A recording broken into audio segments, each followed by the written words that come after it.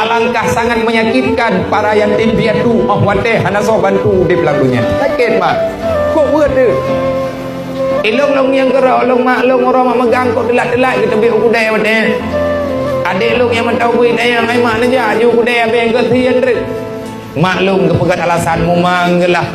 Kepegat alasan sihat tu kujak ni pada ikut peng yang nalang dompet ke 70 ribu.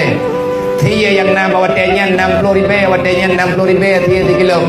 Maklum yang nak peng sajan ke 70 ribu. Bukan bercerita saya tidak punya keluarga, ada. Tapi abang-abang lu, keluarga-keluarga lu bawa tenyan juga tidak berada. Kamu nyu urang kasihan mak. Kan urang kaya.